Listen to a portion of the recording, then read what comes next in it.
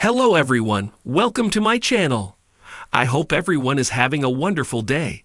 Before starting the video, please go ahead and hit the subscribe button and give this video a like up.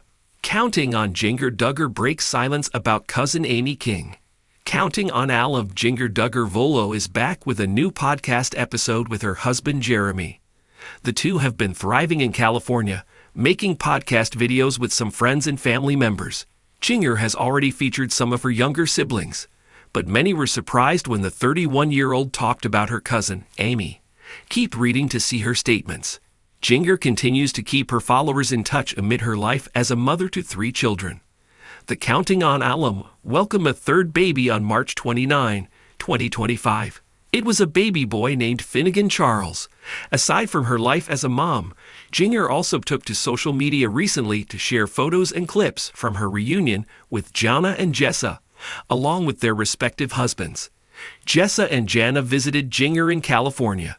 Many were also surprised to see how big Jessa's baby bump has become as she gets closer to her due date.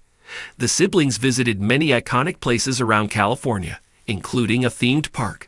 Duggar Volo recently uploaded a new podcast episode where she talked about her cousin, Amy.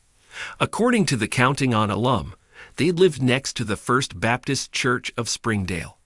They eventually expanded, adding that her parents had wanted to buy the property surrounded by cow fields for a while.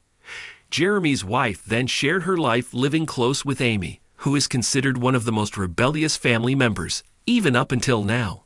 Duggar said that her cousin was studying at a Christian school close to their home, and she finds it funny that Amy would come over on occasions, adding that they'd see her playing in their playground during recess.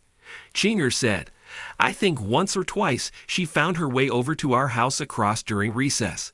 Regardless, Duggar clarified that they had fun with Amy's constant presence at the big house.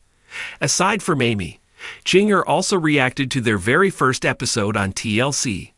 Jeremy shared a clip of the Duggar kids introducing themselves for the first time.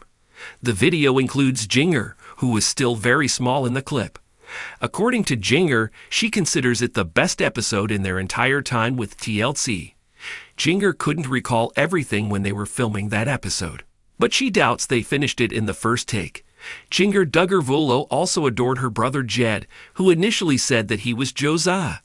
The Counting on alum also remembered the film crew coming to their house for the first time. They were so nervous that every family member cleaned the entire house like never before. Duggar then revealed that her mother, Michelle, played a significant role in house chores, giving tasks to each of her kids. In a heartfelt and unexpected turn, Duggar Volo has finally broken her silence about her cousin, Amy King, addressing long-standing speculation and curiosity surrounding their relationship. Fans of the Counting on and 19 Kids and Counting families have watched with interest as both women carved their own distinct paths, often in vastly different directions. Now, Duggar is opening up with honesty, grace, and a refreshing sense of maturity about the complexities of family, boundaries, and personal growth.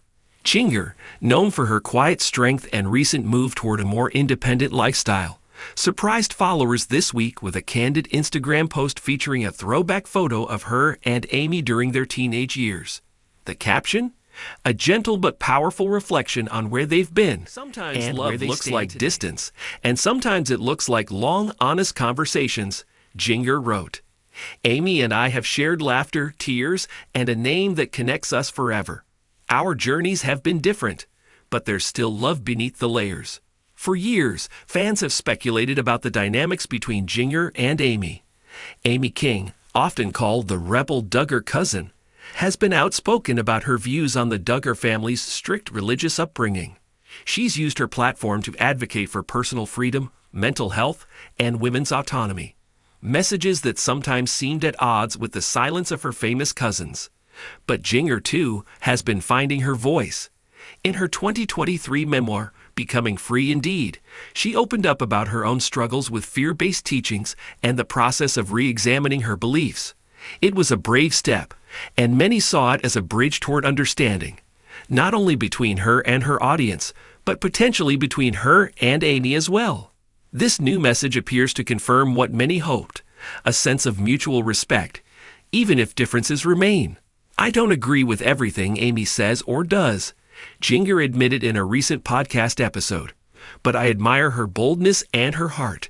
She's been through a lot, and I think we've both grown in our own ways. The timing of Duggar's statement is particularly poignant, with increasing conversations about healing from toxic environments and reclaiming personal identity. Both she and Amy seem to be part of a larger movement, one that values truth, even when it's uncomfortable. Amy responded with a brief but warm message on her Instagram story. "Love you, Ginge. Always have." Though it's unclear whether this marks a rekindled closeness or simply a public acknowledgement of shared history, one thing is clear.